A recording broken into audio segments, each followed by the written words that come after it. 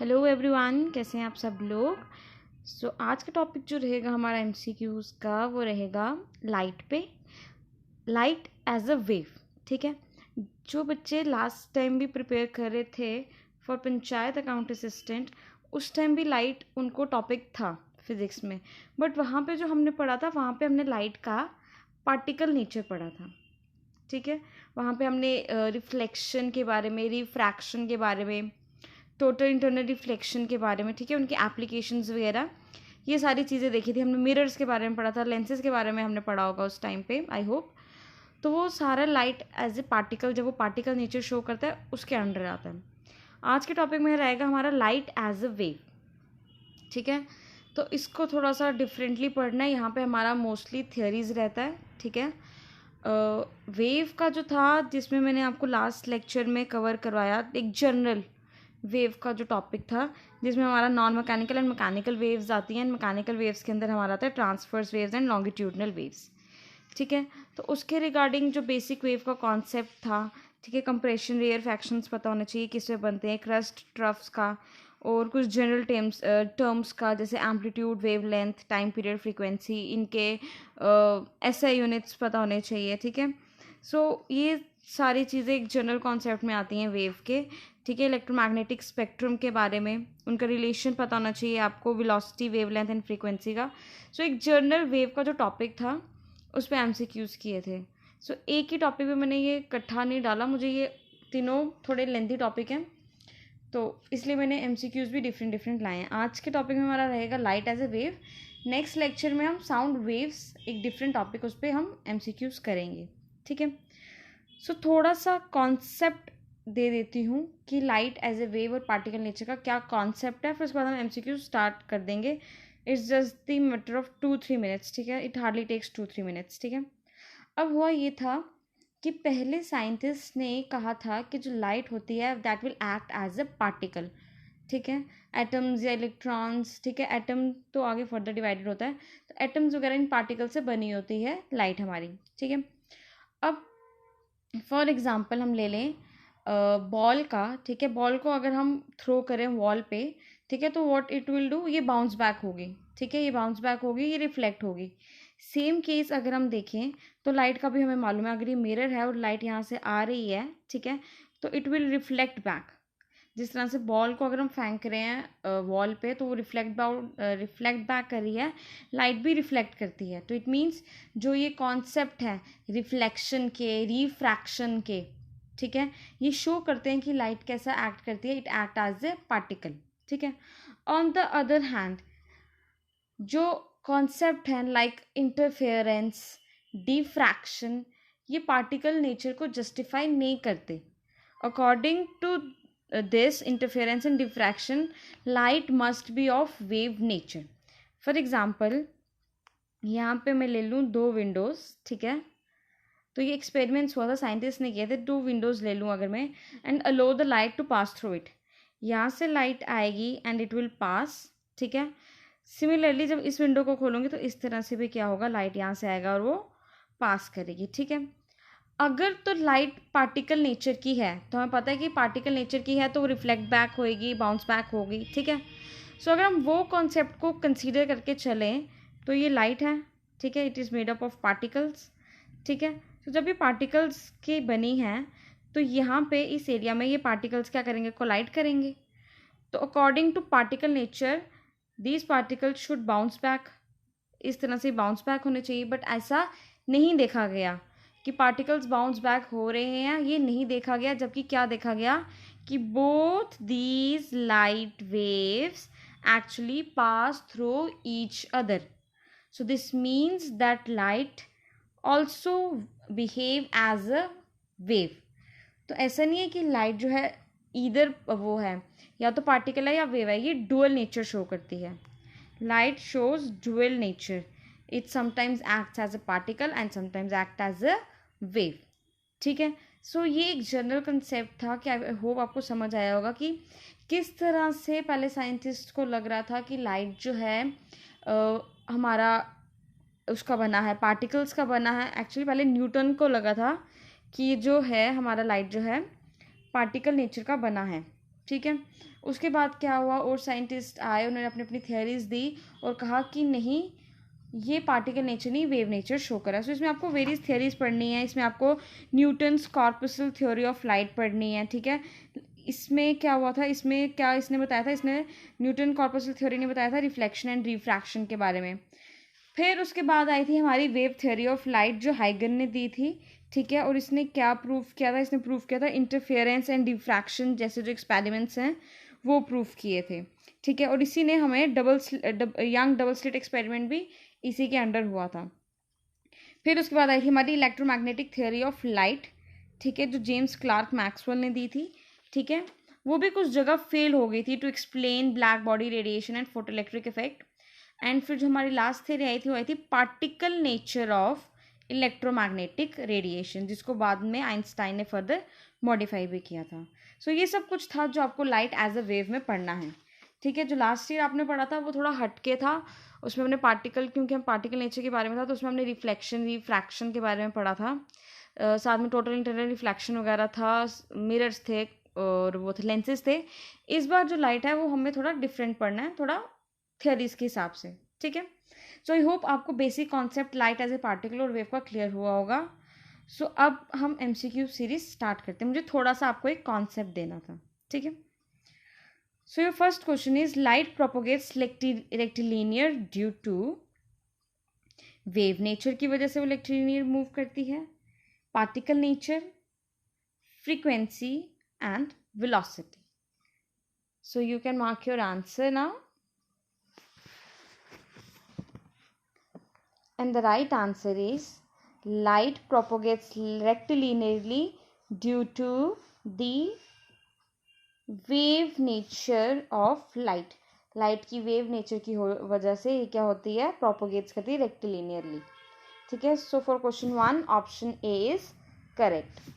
Next is what is the ratio of the speed of light in a vacuum to the speed of light in a specific medium,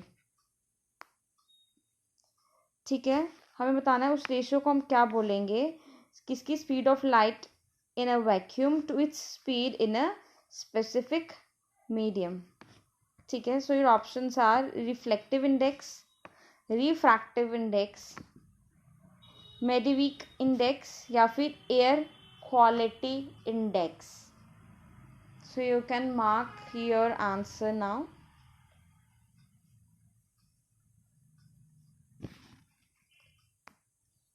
So the ratio of the speed of light in a vacuum to its speed in a specific medium is called as refractive index. Option B is correct, right?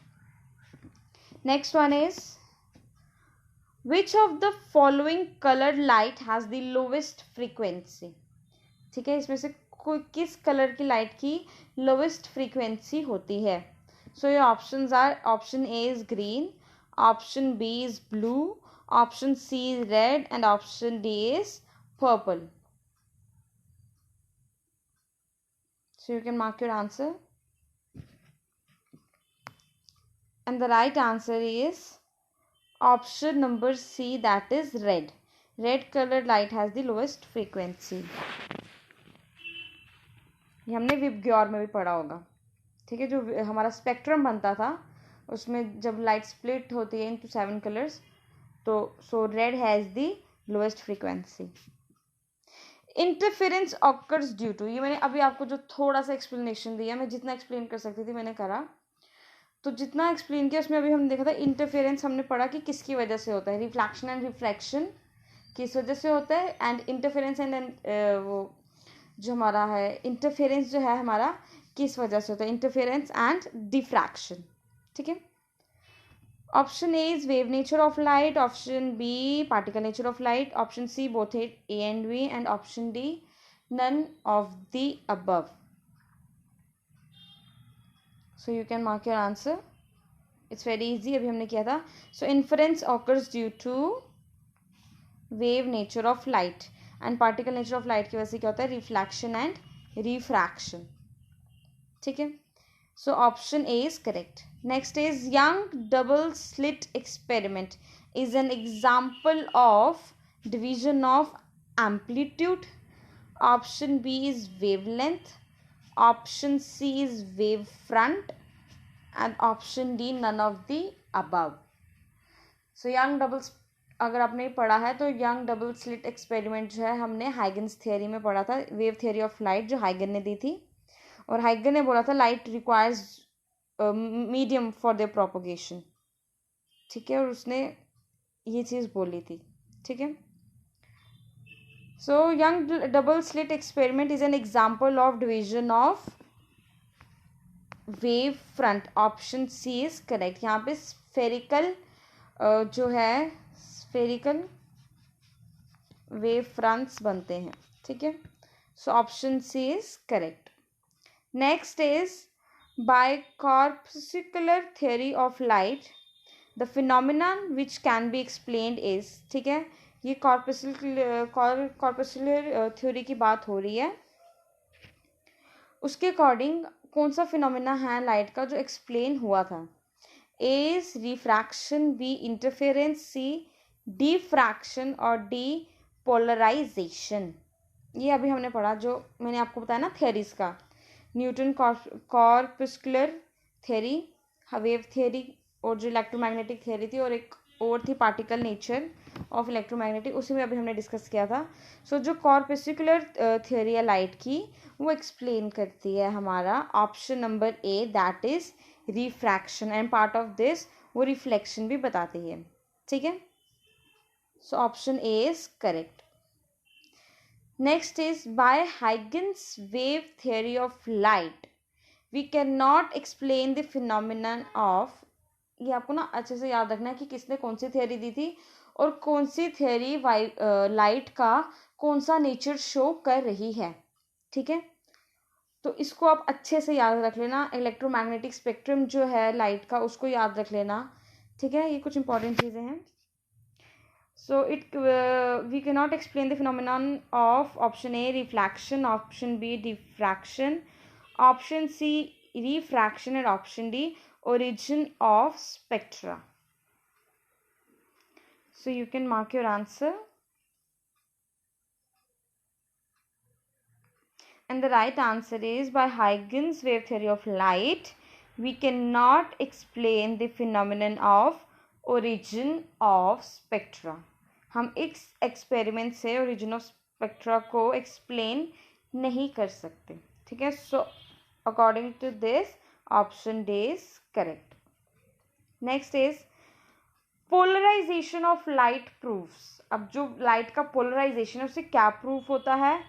Corpuscular nature of light proof होता है, quantum nature of light, transverse wave nature of light, या फिर longitudinal wave nature of light.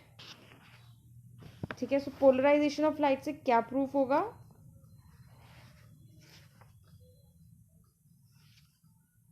So the right answer is polarization of light proves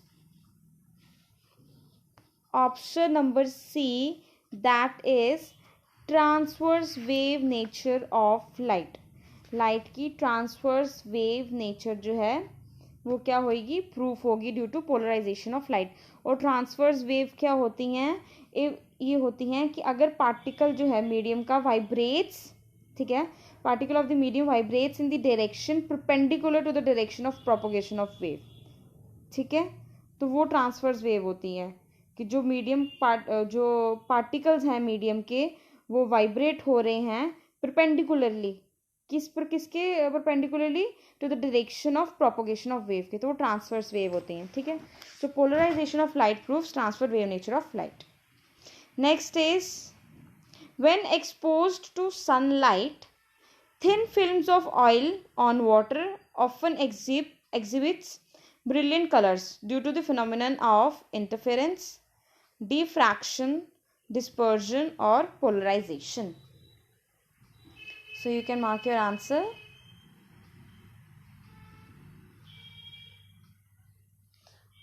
So the right answer is कि जब oil का drop होता है water पे, जो तो उसकी एक थिन लेयर बनती है, और जब हम उसको देखेंगे सनलाइट पे तो it exhibits brilliant colors, and this is due to the phenomenon of interference. So option A is correct.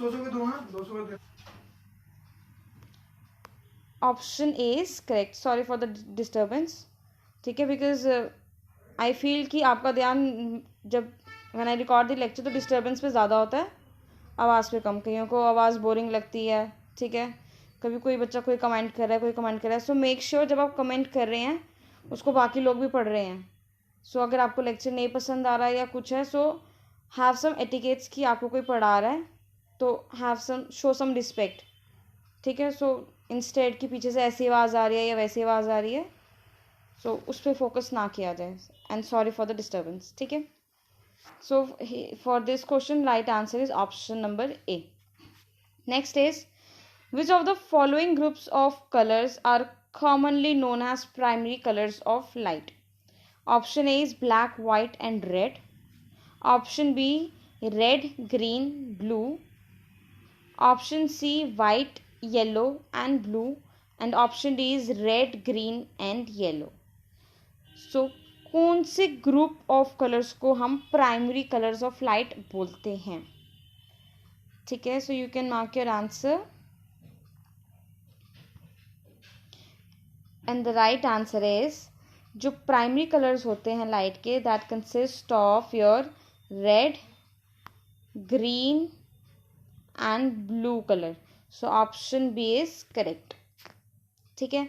I hope आपको आज का लेक्चर पसंद आया होगा, आपने अच्छा स्कोर करा होगा, और मैंने ट्राई किया कि 2-3 मिनट में या 5 मिनट में जितना आपको इस टॉपिक का थोड़ा सा कॉन्सेप्ट दे सकती थी वो दिया। और इस टॉपिक में अगर आपने अभी तक नहीं पढ़ा तो क्या क्या चीज़ें पढ़नी चाहिए वो भी मैंने आपको बता दी हैं, ठीक है।